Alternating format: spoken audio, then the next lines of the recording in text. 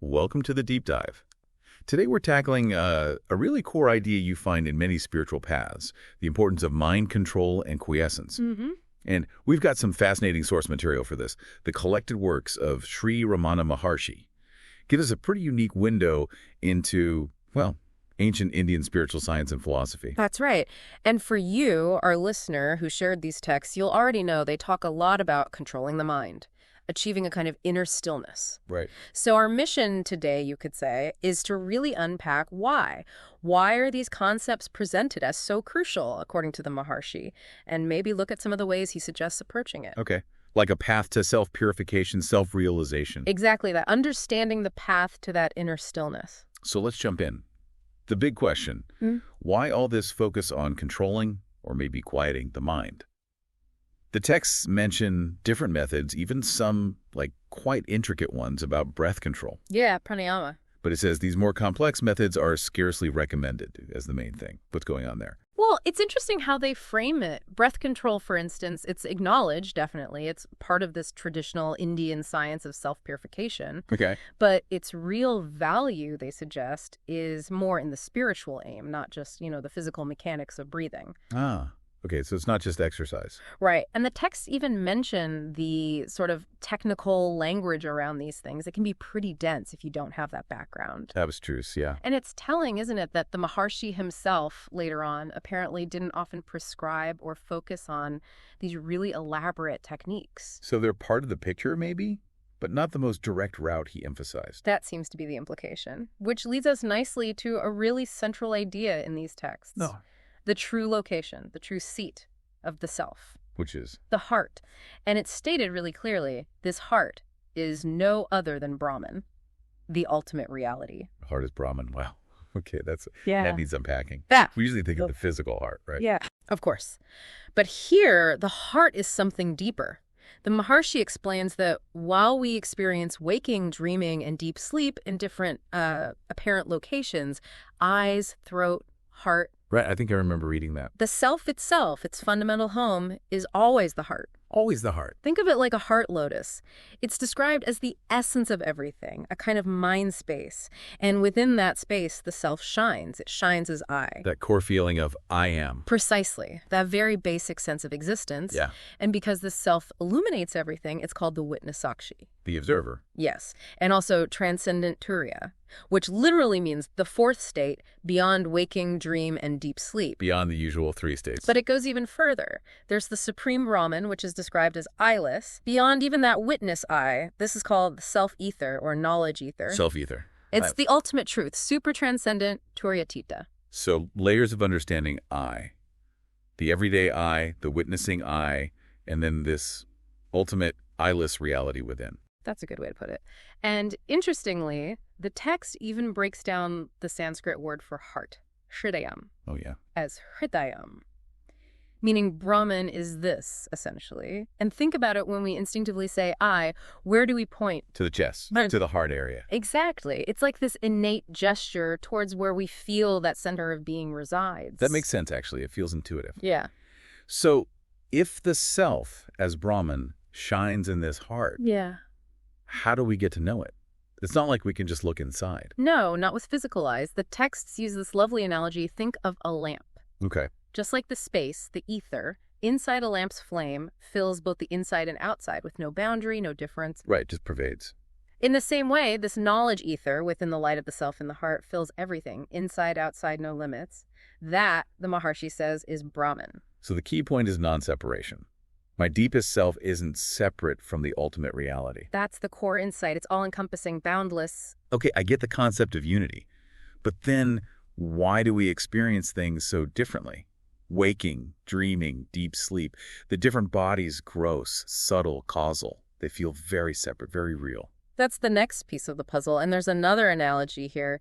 Imagine the self is like a lamp shining inside a house, specifically in the innermost chamber. The innermost chamber. That represents our causal body, that sort of fundamental potential state, maybe like deep sleep unawareness.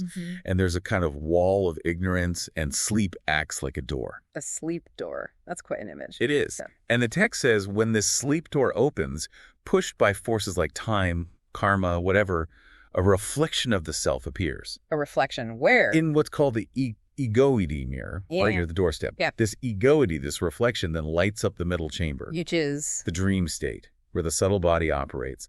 And then through the windows our five senses, it illuminates the outer court. The waking state. The physical world we perceive. Exactly. So the ego is kind of like this intermediary, taking the self's light and projecting it outward into these different experiences. Okay, so the ego is key here in creating these apparent separations. It seems so. But here's the crucial part of the analogy. When that sleep door shuts again, influenced by the same forces, The ego fades. the ego fades, the reflections disappear, waking and dream states cease, and only the self remains, shining alone. The lamp is always on, unchanged. That really highlights the temporary nature of those states in the ego. The self is constant, the rest are appearances. Precisely. It stays distinct from the ego. Okay, so how do we start to maybe encourage that sleep door to close, or at least quiet down the projections? The texts mention something called the yoga of knowledge. Yes, exactly. The Maharshi outlines this 8-part path, or maybe 8 aspects of knowledge. It's designed to gently guide the mind, to make it desire to rest in happiness and stillness without constantly moving. 8 parts, okay. Are they like steps, one after the other? Not necessarily in a strict sequence like, say, Ashtanga Yoga's physical limbs. It's more like different facets of the same process. Got it. So what's the first aspect? Pranayama, breath control, comes up again. But we said it wasn't the main recommendation. Right, but here it's presented within this knowledge context. The emphasis is firmly on its spiritual significance. It's not just breathing exercises. How so? Well, it describes Rachaka, exhaling, Puraka, inhaling, and Kumbhaka, retaining the breath, specifically retaining it in the heart. And there are even mentions of specific ratios for these breaths. Ratios, like hold for longer, or... Yeah, sometimes equal inhale-exhale with double retention. Other texts mention 1.2.4, and a measure is defined as the time it takes to say the Gayatri mantra once. Wow, that's specific. It is. But the overall point seems to be slow, gradual practice. The aim isn't athletic breathing, but cultivating the mind's inclination to rest. So it prepares the ground, makes the mind more amenable to stillness. That seems to be the idea. It's a way in, a traditional discipline. Next comes pratyahara. Sense withdrawal. That sounds challenging. It definitely is. It's about training the mind, regulating it, stopping it from just flowing out automatically towards every sight, sound, name, form. How do you even start with that? Yeah. Our world is just constant input. The text suggests some aids, things like meditating on pranava, the sound dome, or fixing your attention between the eyebrows, or looking at the tip of your nose, or reflecting on nada, inner sounds. Focusing inward, essentially. Exactly. Redirecting that scattered energy. The goal is to make the mind controlled, one-pointed, so it's actually fit to stay in one place, ready for the next stage. Which is? Dharana, concentration. Okay. This means fixing the mind in a specific place, a locus fit for meditation. The texts particularly mention the heart and the Brahmarand. The heart again, and the crown of the head. Yes. And the practice is to think of the self, or Brahman, shining like a flame within an 8-petaled lotus in these spots, holding the mind there. Giving the mind a single internal anchor point. Okay. And after concentration. Dhyana, meditation. Right. What form does that take here? Several forms are mentioned. One is meditating using the thought, I am he, saham or soham, realizing your non-difference from that inner flame, the self. Identifying with the self. But the meditation that gets the most emphasis, the one presented as the best meditation, is the self-inquiry. Who am I? Who am I? We keep coming back to that. Because according to these texts, that inquiry leads directly to realizing the divine self shining in the heart as I. What exactly is that? It seems to represent that pure underlying awareness, not the ego I that thinks and does, but the witnessing presence, the witness of the intellect itself, that continuous pulse of being. Meditating on that, or rather being that through inquiry, is seen as the most direct path. So asking who am I isn't about finding a verbal answer. No, not an intellectual definition. It's about dissolving the questioner, the ego, by tracing it back to its source. It unravels the knot of the ego. That's a powerful way to put it. Are there other types of meditation mentioned? Yes, there's also meditation on pranava, Om. Understanding the deeper layers of meaning in its sounds A, U, M, and the silence, the ardhamatra, and how they correspond to the states of waking, dream, sleep, the different bodies, and ultimately the self, turiya, and the state beyond, turiyatita. So understanding Om as a map of consciousness. In a way, yes. Mhm. Understanding its true significance is the goal. And there's a bit more on the I am he meditation, again stressing the unity of the individual, jiva, and the supreme self, and the need to resolve the outward-going mind back into the heart through that constant inquiry, who am I? It all circles back to the heart and that inquiry. It really does. Staying in the heart, realizing you are the self-existence consciousness bliss. Even dhyana itself is ultimately described as simply inquiring, who am I, and abiding as that I, which shines as the self, setting aside all the layers, the sheaths. And the final stage mentioned. Samadhi, which is described very subtly. It's the direct experience that arises when even that subtle I manifestation that I also ceases. It's beyond effort, unlike dhyana, which involves deliberate focus. A state of complete absorption, beyond the sense of a separate self doing the meditating. That seems to be the essence of it. So this whole yoga of knowledge path is a progressive turning inward, refining focus, using inquiry, and ultimately dissolving into that fundamental reality. And you mentioned earlier, this path doesn't necessarily require the physical postures of traditional yoga. Correct. The texts state that for this kind of pranayama, dharana, dhyana, etc., the asanas aren't essential. These limbs of knowledge can be practiced anywhere, anytime. That makes it very accessible. It does. You can follow yoga, knowledge, or blend them. But the core message is consistent. Forgetfulness of the self is the root of suffering for those seeking release.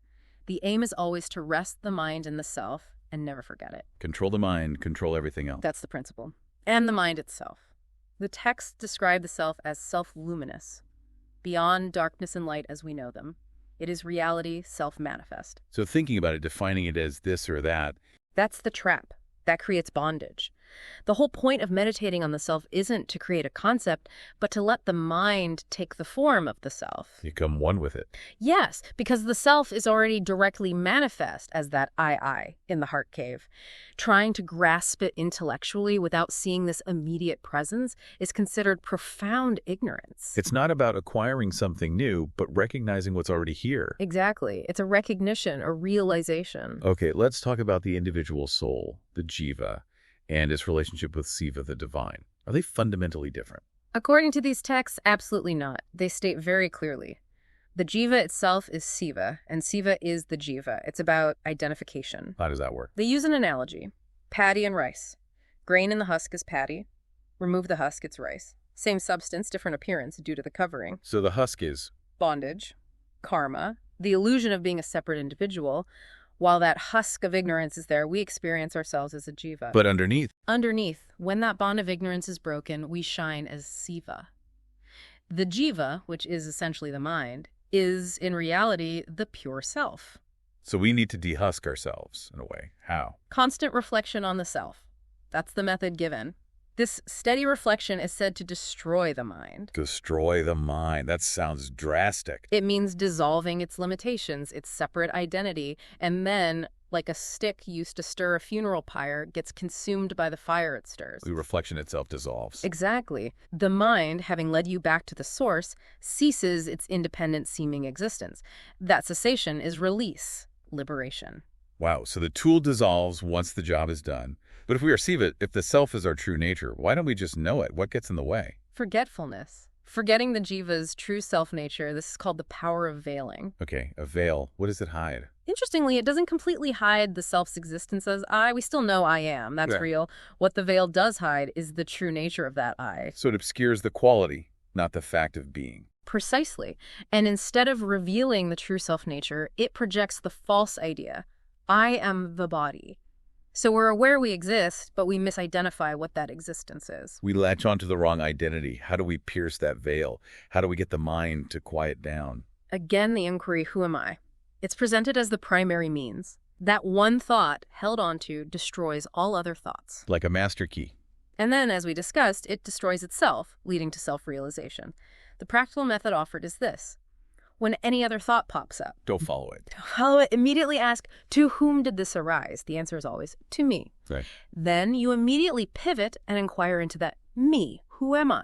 This constant turning back to the source again and again trains the mind. It weakens the outward pull. Exactly. It makes the arising thought quiescent. Repeated practice makes the mind stay in its source, the heart. Staying there is called inwardness. Letting it go out is externalization. Inwardness versus externalization. And when the mind stays on the heart, the source of thoughts that I eventually subsides, and the ever-existing self just shines. It's revealed naturally when the noise stops. Yes. And even actions performed should be done without that egoity, that sense of I am the doer. If you can do that, everything appears as Siva, as the self. So ultimately, the self is that state where there's absolutely no I thought arising. That's what's called silence or mana. The self is the world, the self is I, the self is God. All is Siva, the self. A complete unity. What about God's role? How does God act in the world according to this? God's action is described as being without personal desire, resolve, or effort. Like the sun simply rising causes activity on Earth, or a magnet moves a needle just by being there. Effortless presence. Right. Souls act out their karmas, rest, and experience consequences due to God's mere presence, guided by divine law. God has no personal agenda, so no karma attaches to God. And the greatest devotee is the one who gives themselves up completely to the self that is God, meaning constantly remaining in the self with no room for any thought other than the self. Total surrender to that inner reality. It's about throwing all burdens onto God, onto that underlying reality. And non-attachment. How does that fit in? Non-attachment is described as destroying thoughts utterly, without residue, right at their origin. Not just managing them, but stopping them before they take hold. Yes. The analogy used is a pearl diver tying a stone to his waist to sink down and get the pearl. You need that weight of non-attachment to dive deep within and find the self-pearl. A conscious letting go. What about the guru? Can the guru just grant liberation? The texts say God and the guru show the way to release. They guide, but they don't sort of hand over liberation directly. The final step is ours. The effort, the realization, comes from within the seeker. They point the way, but you have to walk it. This implies that endless reading isn't the answer either. Exactly. The texts state clearly, Scripture tells you to quiet the mind for release. Once you understand that core message, what's the use of endless reading? Right. To quiet the mind, you have to inquire within yourself, what is myself? You can't find that answer solely in books. You need your own WhoAmI. Experiential knowledge, not just intellectual. Though the guru is also described as ultimately being one's own self, the Atman.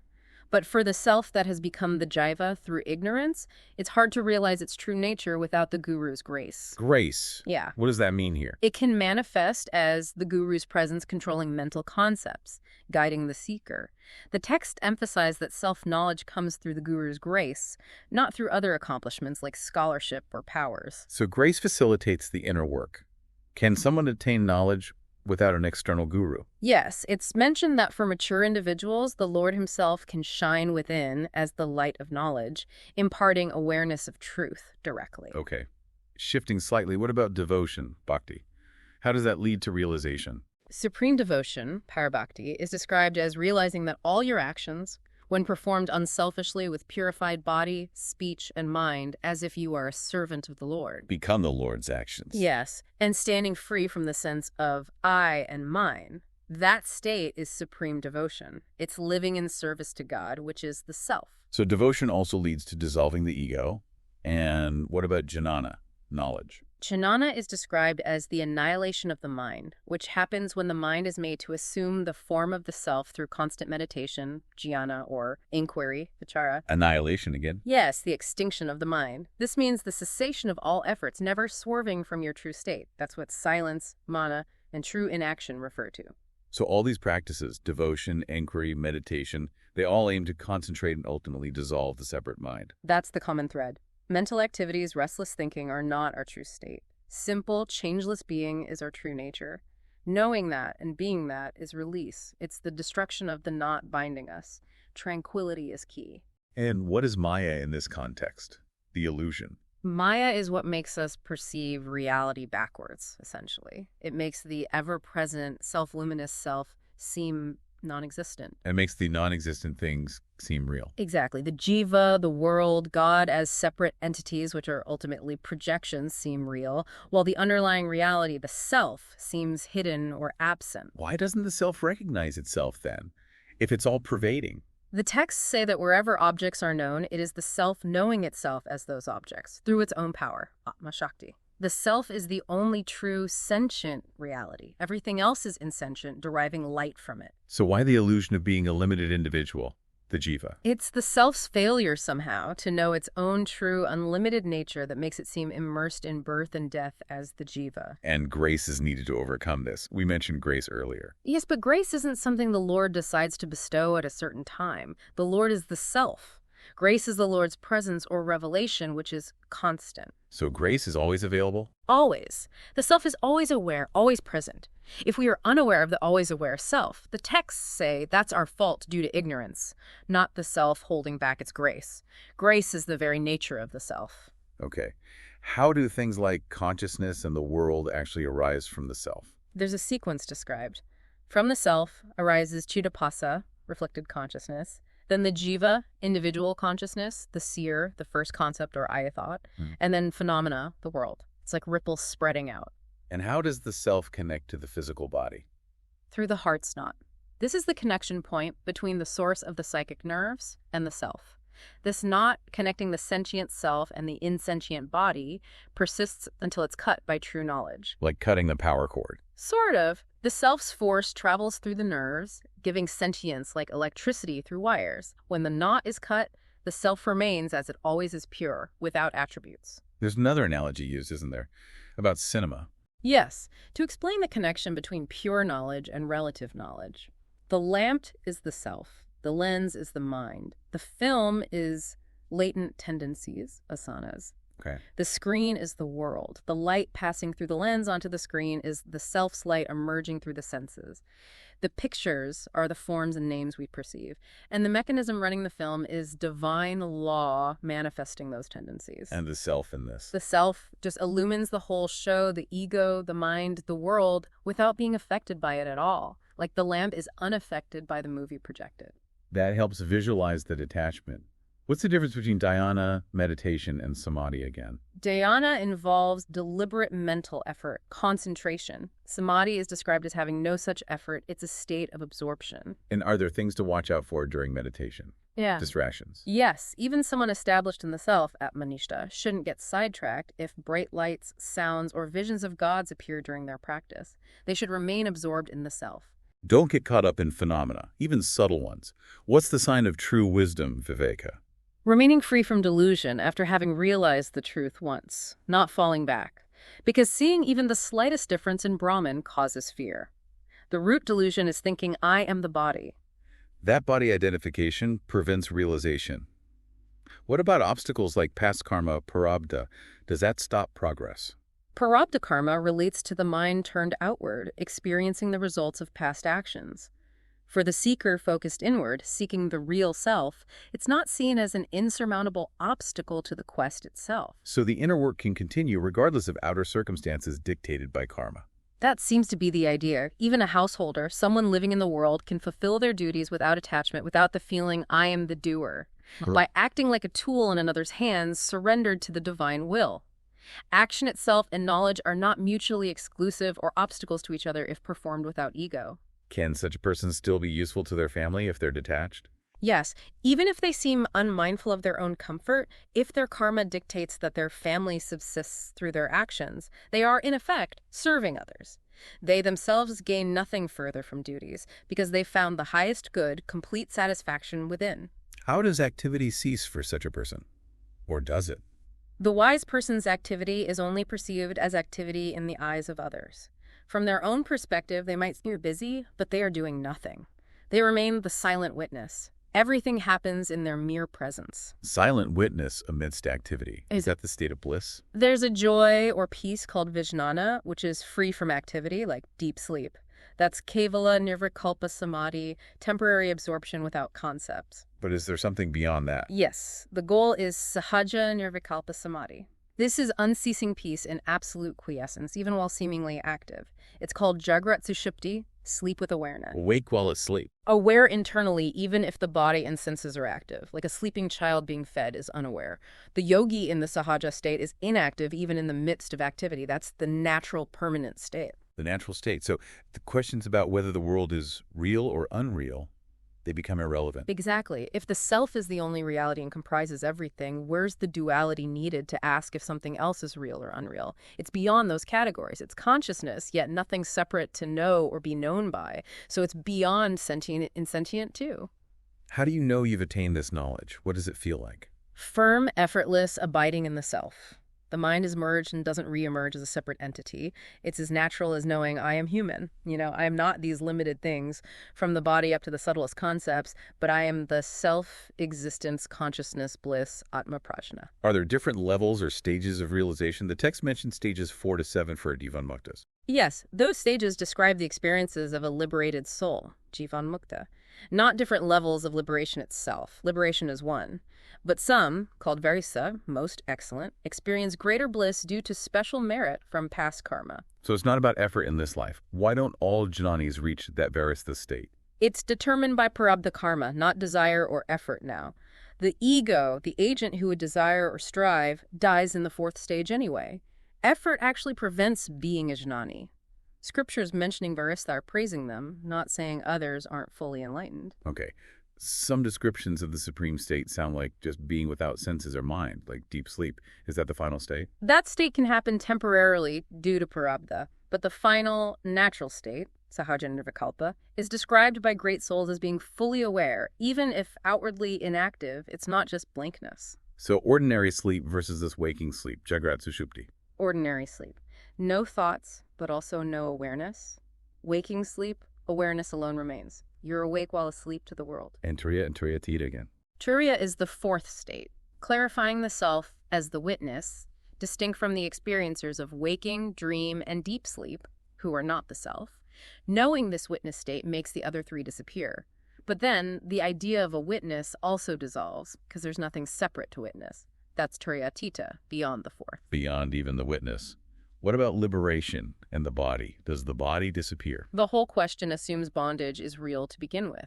From the perspective of the self, Purusha, there is no real bondage. It's a concept, a verbal assumption according to Vedanta. If there's no real bondage, the question of liberation doesn't really arise for the self. So why describe bondage and release at all? To remove the delusion of bondage, which is ignorance, liberation is just a term for that removal. The variety of descriptions shows they are concepts, mental constructs. Then what's the point of study or reflection if bondage isn't real? These terms, bondage and liberation, are linguistic tools pointing to something more basic. When you inquire for whom is bondage, the answer is for me. Then you inquire who am I? And that I, that ego, is found to have no inherent reality. So the inquiry dissolves the premise. Exactly. Real being is then experienced clearly. Realized persons see neither bondage nor liberation for the true, eternal self. Let's shift to Arunachala, the holy mountain often identified with Shiva and Ramana Maharshi. The texts include selections about it. Yes, beautiful verses expressing deep longing, reliance on grace, the power of silence found there, and the nature of true happiness in the self. There's a desire to merge, to dissolve into that pure self identified with Arunachala. It's described as all-encompassing, like a sustainer one can transfer all burdens to. Man also as a lodestone, a powerful magnet that arrests and stills the mind of anyone who even thinks of it, drawing them in to consume their ripened soul. A destroyer of lives in the sense of destroying the ego life, shining in the heart. A powerful transformative presence, like returning to the source. Exactly. The soul rises from and returns to the self, Arunachala, like water back to the sea, or a bird returning to earth. Merging happens when the way back is found. The texts connect the heart and God too, right? Yes. The liberated say the heart is to the individual what God is to the universe, like part and whole. Yeah. But ultimately, no distinction, as both are pure consciousness. It's the heart God manifesting as the individual self, along with the ego. And tracing the ego. Leads back to that vibration from the heart, the real self. How does the path of action, Karma Marga, fit in? Seeing God's immanence everywhere. Recognizing you're just a tool serving God in your surroundings, not the real agent. And the different aspects of God.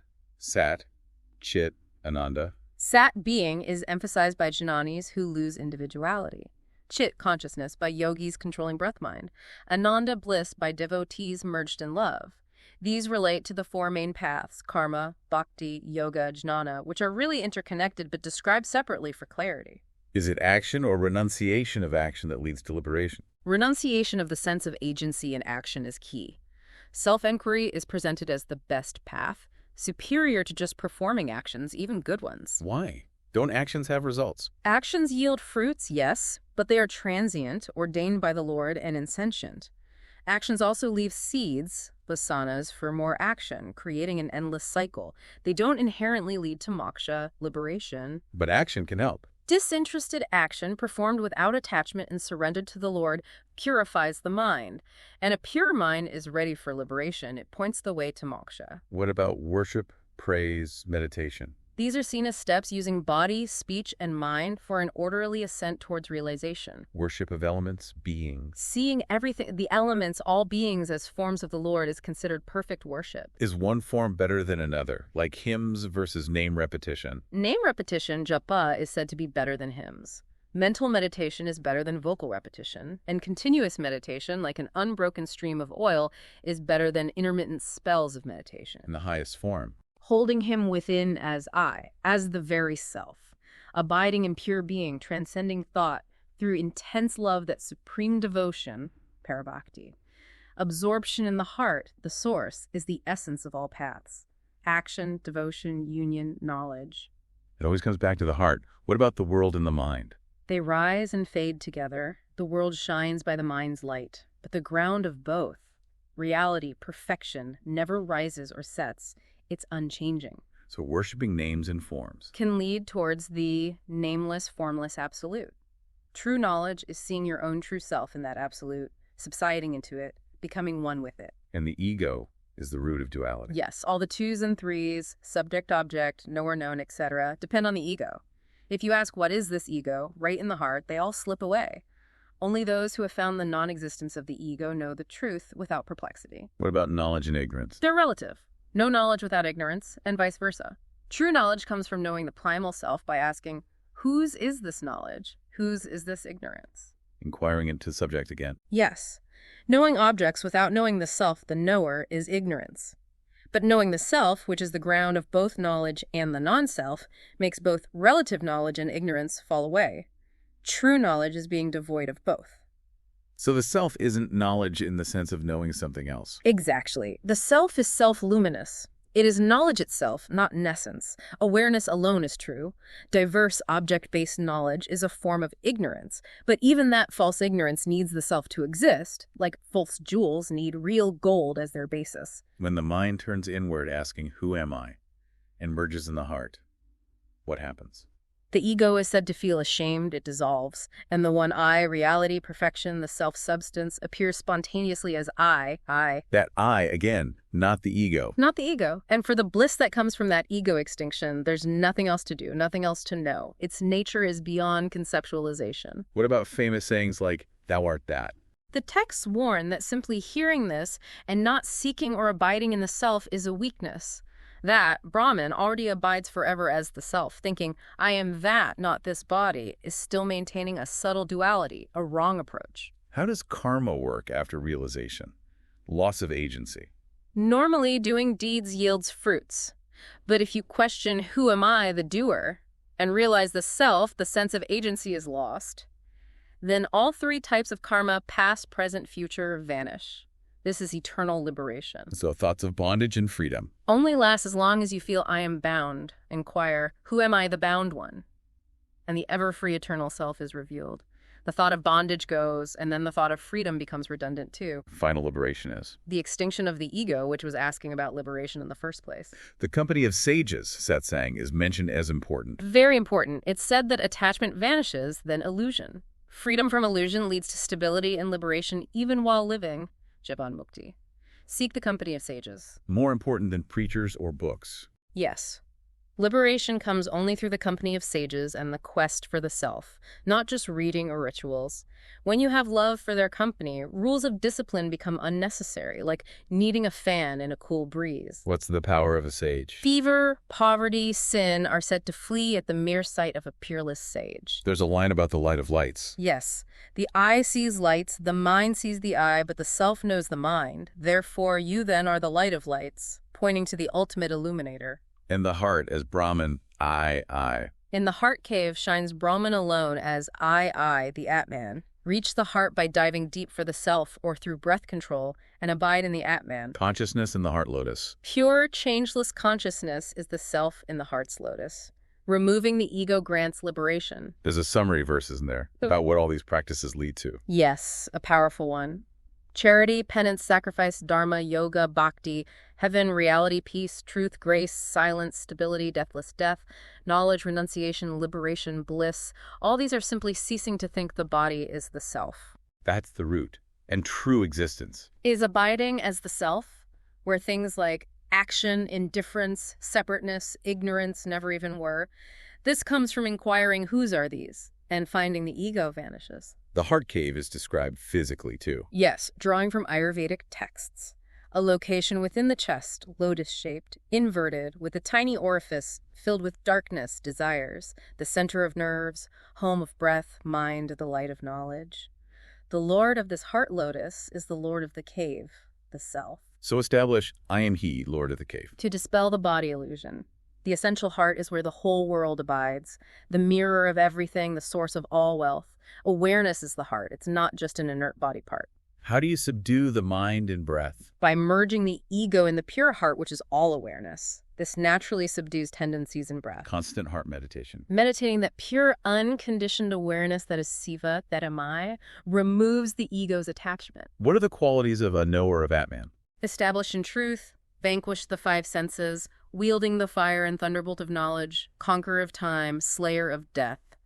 They shine with growing luster, intelligence, power, like spring brings beauty to a tree. How do they act in the world? Detach. Yes, like someone hearing a story but their thoughts are elsewhere. A detached mind is inactive even while acting. Conversely, an attached mind is active even while physically still, like in a dream. There's an analogy about a sleeper in a cart. Right. For the sage, their states of action, contemplation, or deep sleep are like the cart moving, stopping, or being unyoked. The passenger inside, the self, is unaffected, asleep to it all. And Turiya, the fourth state, is transcendental. Yes, because it's beyond the illusory states of waking, dream, and deep sleep. It's the wakeful sleep we discussed. Since the three states are illusory, Turiya alone is real and thus transcends them. What about the jnani, realized one, and karma? Does prarabdha still affect them? The idea that a jnani still has prarabdha but is free from future or stored karma, agami sanchita, is said to be for the understanding of the ignorant observer. Because when the doer, the ego, goes upon realization, all three karmas vanish simultaneously. The analogy used is that when a man with 3 wives dies, all 3 become widows at the same instant. You can't say one is still married. That's a striking analogy. What about obstacles for learners? Books. The unlearned might have family as an obstacle, but the learned can have many families of books, theories, opinions hindering their direct path.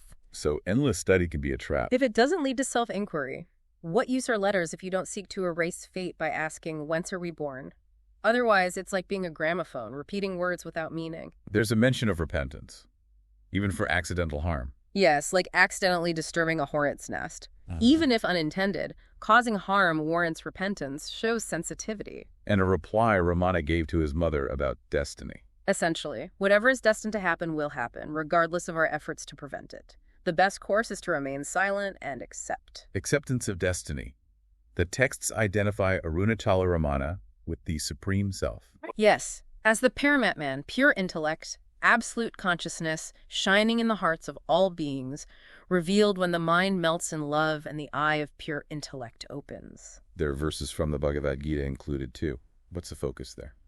A lot on the eternality of the self versus the perishable nature of the body. The self cannot be slain, burnt, drenched, or dried. It's all-pervading, changeless, enduring. And how to attain knowledge. Through unswerving devotion, faith. Steadfast worship leads to understanding and attaining God. God dwelling in the heart destroys ignorance with the light of knowledge. Seeing the self everywhere. Yes, the wise see the supreme everywhere. Control the restless mind, bring it back to the self. See the self in all beings and all beings in the self view, all with an equal eye. Surrender to God. Yes, God resides in the hearts of all creatures, revolving them by his power, Maya, Prakriti. Surrender to him completely for supreme peace and the eternal abode. Also, controlling the self by the self to slay desire, the enemy. There are also selections from the Agamas, Tantric scriptures. What do they emphasize? Siva as the supreme divinity, the nature of all mantras, beyond creation and dissolution, pervading everything.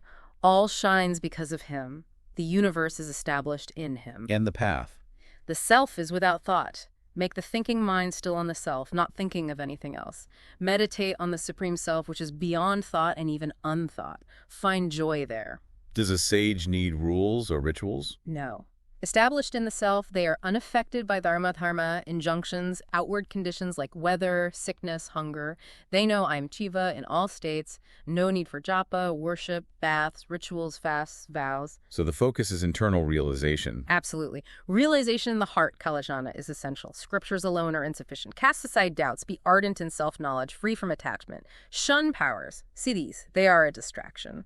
Kalajnana leads directly to mukti. So no need for mantra repetition, yoga practices. Not for the ones solely seeking liberation through knowledge. No puja namaskaram, japa, dhyana needed then. The highest Vedic truth is self-knowledge. Mind going outward versus inward. Outward mind leads to bondage.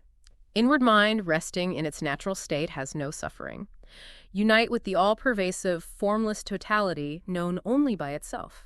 Actions. Actions done with aims lead to consequences. Avoid flawed actions. Turn attention from the external to the unseen self. Keep the mind steady. Don't disturb its tranquility with other thoughts or doubts. Fix it firmly in self-awareness. Make the mind supportless. Yes, still like the wind. That fulfills the purpose of human birth. No need to meditate on chakras. Just make the mind supportless, inside and outside. Wake the sleeping mind, quiet the wandering mind, stay still when it's neither asleep nor moving. What is liberation through knowledge? A supportless, faultless, pure mind, devoid of attachments, dispel attachments, fix mind and heart, strengthen the awareness that shines forth. Constant meditation on the void leads beyond birth and death. Avoid attachments. Goddess's merits, demerits. Yes, these lead to the cycle of samsara. Rise above pairs of opposites like dislike, good, bad, to realize the supreme. That's Jivan Mukti, then Videha Mukti, liberation after body drops. So no need for holy baths, mantras, homo worship. Not for the seeker of liberation through knowledge deeply considered. No rules, deity worship, ancestor rites, pilgrimages, vows needed then. Powers or bondages. Liberation is in infinite consciousness. What should one do? Engage unfailingly in self-abeyance, yoga, in all conditions. Reject attraction to temple worship stemming from past habits. Ahimsa, non-harming. Crucial. Harm no life, insects, worms, birds, plants. No pulling roots, plucking leaves needlessly, heartlessly plucking flowers. Worship Siva with naturally fallen flowers. Avoid negative practices. Yes, abandon vile practices like black magic, marana, uchadana, and worship of inanimate objects like stones would as ultimate. Avoid arguments, worldly associations, creating misunderstandings, joining dogmatic religious bodies. Give up praise and abuse. Cultivate positive quality. Gradually eliminate jealousy, slander, pomp, passion, hatred, desire, anger, fear, sorrow. Free from opposites, living in solitude, meaning self-established, gain perfect wisdom and shine. What about worshiping an enlightened person? Those who worship Ajnani with mind, speech, body, and love attain liberation. Worshippers reap the Jnani's merits. Slanderers reap sins attributed to the Jnani. The path revealed here is Kalatara Jnana. There's also a hymn to Guru Dakshinamurti, Shiva as the silent teacher. Yes. Obeisance to the Guru who manifests the differentiated universe from the undifferentiated via Maya, whose luminosity is existence, who teaches that thou art and's rebirth, refuge of ascetics. And more aspects. Whose knowledge moves through the senses as I know, whose effulgence the universe follows, yet who remains unmoving, who destroys the delusion of identifying I with body, breath, senses, intellect, or void. The Guru sleeps and wakes. Sleeps when the mind resolves into Maya's veiling power. Wakes, recognizing self-existence, I slept till now. Reveals the shining self, I, within, through the illumination hand gesture, mudra. Shows the universe in dream waking arises due to Maya. The Guru's form is the universe. Yes, the eightfold form. Earth, water, fire, air, ether, sun, moon, soul. Reciting this hymn leads to realizing oneself as all and attaining powers. And the Guru's Stuti by Shankaracharya, addressed to himself. Yes, sung by his disciples to remind him of his true nature after he entered a king's body to learn about worldly life for a debate. It reminds him he is Brahman, the primal cause, like gold and ornaments, that thou art. Scriptures support this? Yes, he who is in the sun is in man. Brahmins seek this truth through Vedas, gifts, knowledge, renunciation, that thou art. How is truth attained? By controlled mind, abstinence, penance, diving into the self, that thou art. Becoming heroes, purpose fulfilled, attaining transcendental Satchidananda, being consciousness bliss, perfect peace, Shankara returned, won the debate, enlightened the world. Finally, there are extensive selections from Vivekachudamani, the crest jewel of discrimination. What's the core message there? Knowledge is the only direct means to liberation, like fire is for cooking. Karma, action, doesn't destroy ignorance as it's not opposed to it. Knowledge destroys ignorance like light destroys darkness. The self seems covered. By ignorance. When ignorance is removed, the pure self shines forth, like the sun when clouds pass. The individual soul, jiva, is mixed with ignorance. Constant knowledge practice purifies it. Like husking paddy reveals rice, separate the pure Atman from the layers, sheaths. Where is the self most clearly seen? Though everywhere it shines most clearly in the intellect, buddhi, like a reflection in a clear mirror. It's realized there as the witness, separate from body, senses, mind, intellect, nature, prakriti, like a king watching his subjects. Does the self act? No, it seems active when the senses are active, like the moon seems to move when clouds race past. Body and senses function in the self's light, but the self doesn't participate, like the sun enables duties but is uninvolved. So who is the knower-doer? There's no real action in Atman, no independent knowledge in the intellect. The jiva gets deluded, thinking it is the knower-doer seer. Mistaking the jiva for the self causes fear, like mistaking a rope for a snake. Knowing the self is supreme removes fear. The self illumines. Yes, it illumines senses and intellect like a lamp illumines pots. They, being inert, cannot illumine the self. How to burn ignorance. Constant meditation is like rubbing the fire sticks of self and ego together. The resulting fire of knowledge burns down the forest of ignorance. When ignorance is destroyed, the self rises like the sun at dawn. It seems gained. Yes, but it was always there, just hidden, like finding a necklace you forgot was already around your neck. Why was Vivekachudamani written? Worldly happiness is fleeting, mixed with sorrow. Shankara, as an incarnation of Shiva, wrote commentaries on Vedanta revealing true bliss, but they were difficult. Vivekachudamani reveals the essence, a direct path for seekers. Human birth is important. Extremely rare. Having attained it, one should strive for liberation, one's true nature, through jnana, spiritual knowledge, obtained by vichara, steady inquiry, with a guru's grace. Effort is needed. Individual effort is essential. Book learning alone isn't enough. Realization comes through the process of hearing, sravana, reflection, manana, and deep meditation, nitityasana. Leading to samadhi. Yes, limitless bliss beyond doubt and duality. That freedom from duality is life's real purpose. A Jivan Mukta attains this while living, not just understanding it theoretically. They are free from the three types of karma. Liberation is twofold. Jivan Mukti, liberation while living, and Videha Mukti, liberation after the body drops. What else does Vivekachudamani stress? The rarity of human birth allowing scripture understanding. Not striving for liberation, then, due to attachment, is foolish suicide. Liberation isn't by time, rituals, gods, wealth, or actions alone, only by knowledge of Brahman Atman unity. Action's role. Purifies the mind, creates yearning, but doesn't produce liberation. Renounce desire for worldly pleasures, seek a peaceful, perfect guru, concentrate the mind, ceaselessly meditate on the initiation received. Devotion bhakti again. Defined here as seeking the truth of one's own self, that's the best path. Finding a guru. Seek a sadguru, true guru, with humility, reverence, service. The guru destroys bondage, is an ocean of wisdom, pure, desireless, knower of Brahman, calmly abiding in Brahman, ocean of mercy. What does the disciple ask the guru? About bondage, how it arises, why, how to end it. About the non-self and the self, and how to discriminate between them. The guru's reply. Desire for self-freedom is itself a blessing, life's purpose. Bondage comes from one's own ignorance, removed only by oneself. Another person knowing the moon doesn't help you see it. Open your own eyes. Liberation isn't by. Sankhya philosophy, yoga practices, rituals, or learning alone, but only by realizing the oneness of Brahman and Atman.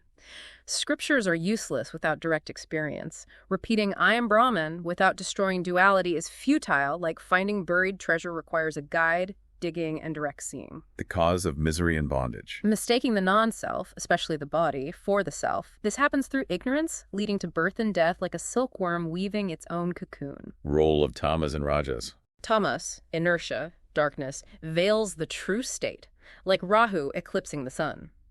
Spirit forgets reality, gets devoured by delusion, mistakes non-self for self.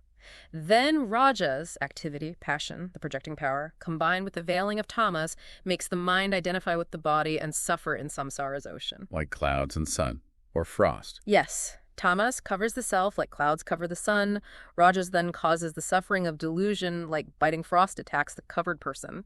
These two powers cause bondage. Samsara is like a tree with tamas as the seed and I am the body as the sprout. What about the vital body, pranamaya kosha? Prana and the 5 action organs activate the food sheath, body, but they depend on the self. They are not the self. And the mental sheath, manomaya kosha? The mind and knowledge organs.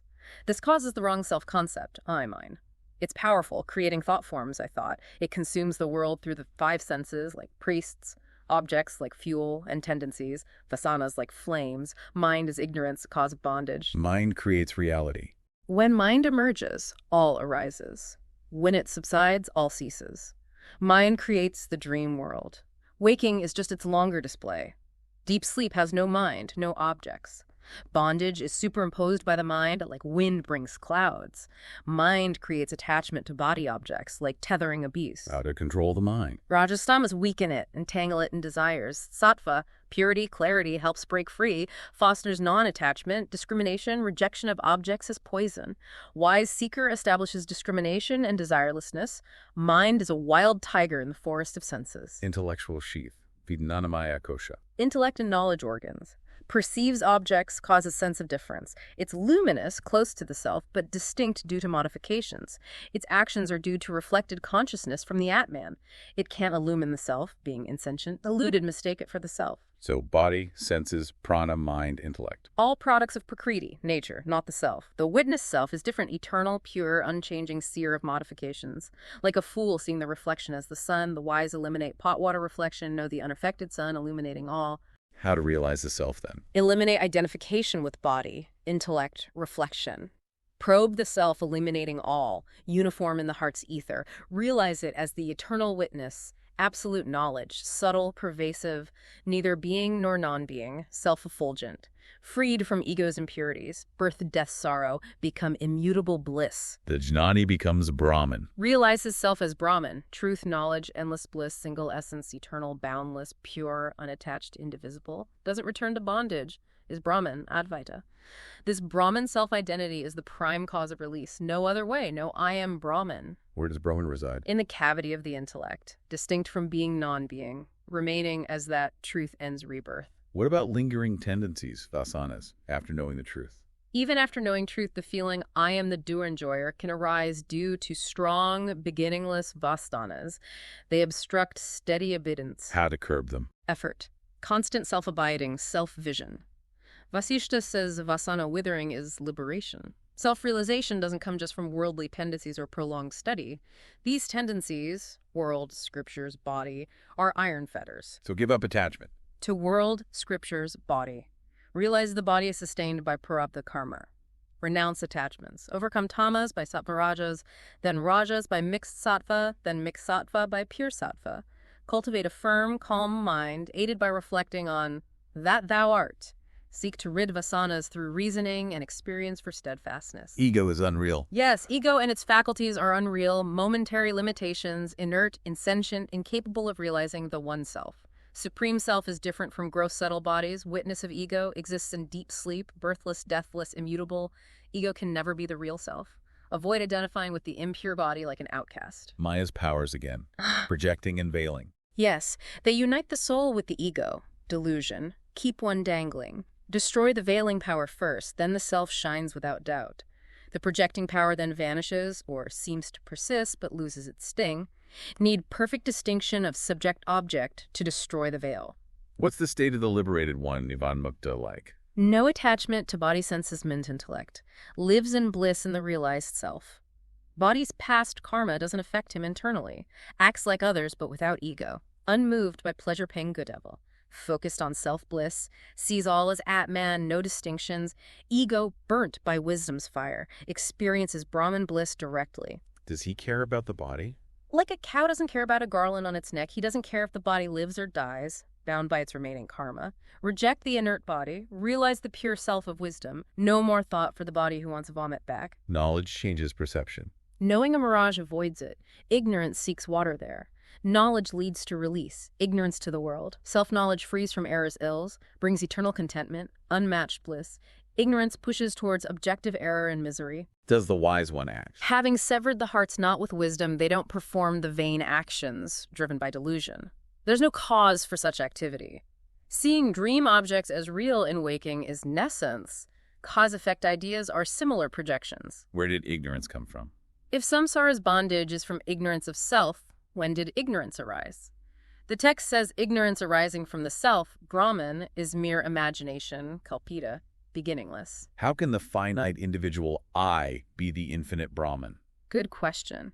If identical, who acts? Who gives fruits? Brahman isn't identical to the jiva as limited by the inner organ, but it is identical to the witness self, the implied meaning of I. Who acts and reaps? The reflected part of consciousness in the jiva acts. The reflected part in Ishvara, God Brahman as controller, gives fruits. But the underlying consciousness, implied meaning of I and that, is identical. These aspects, jiva ishvara, don't truly exist separately. So the witness, kutasa, is key. Yes. It's the consciousness basis of the intellect, limited by an essence, but immutable, beginningless, unchanging. Good devil, joy, sorrow belong to the reflected consciousness, not the witness. The witness, though seemingly manifold due to many jivas, is not different from total space, thus not different from Brahman. It is Brahman. No, I am Brahman. Does I am Brahman knowledge belong to the jiva or the witness? Knowledge ignorance pertain to the jiva, but the knowledge I am Brahman arising in the jiva, which is different from Brahman, isn't false, because the immutable self implied in I is always one with Brahman, like pot space and infinite space. Identity is realized by removal of obstruction, negating the limited jiva idea. Reflected consciousness and witness appear simultaneously. Reflected consciousness is the witness's object, but the witness is self-cognized. Knowledge of objects happens when a concept, vritti, with reflected consciousness goes out, takes the object's form, removes ignorance, and the reflected part illumines the object. Chief versus secondary Vedantic sayings. Secondary texts explain jiva Brahman nature, indirect knowledge. Chief texts state identity, that thou art, giving direct knowledge. Brahman removes the self-hiding obstruction, then residual ignorance in the mind disappears, like soap removes dirt. Brahman manifests by its own light, like sun when fingers move. Doesn't need reflected consciousness, like lamp in broken pot.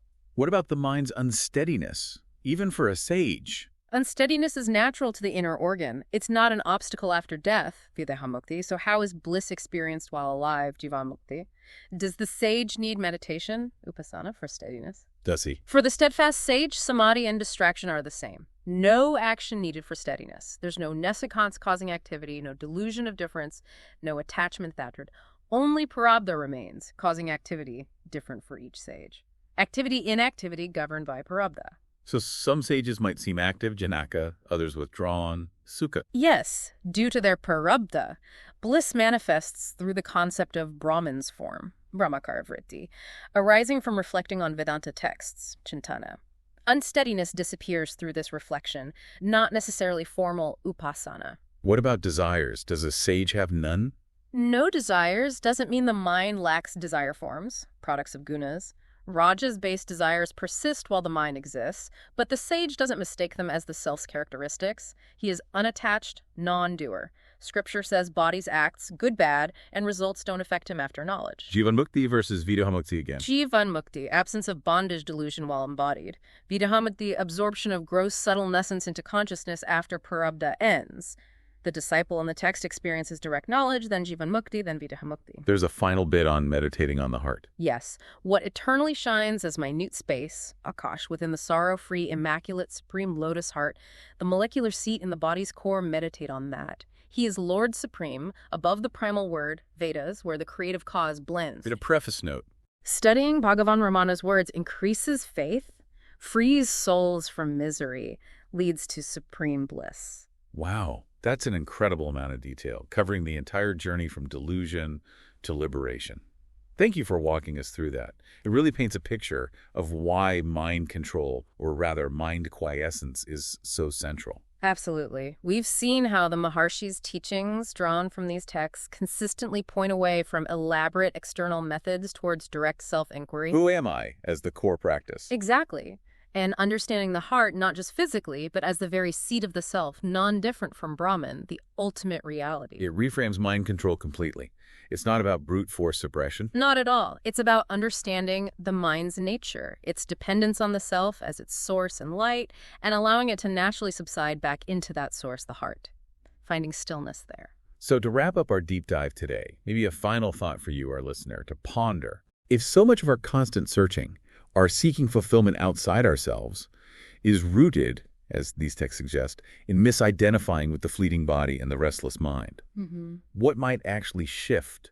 What transformation could occur if you truly began to explore abiding in the self, that source of all existence, all consciousness, all bliss, which is said to be right here within your own heart? That's definitely something to reflect on. Perhaps revisiting these sources or just sitting with that question could open up new perspectives. Indeed.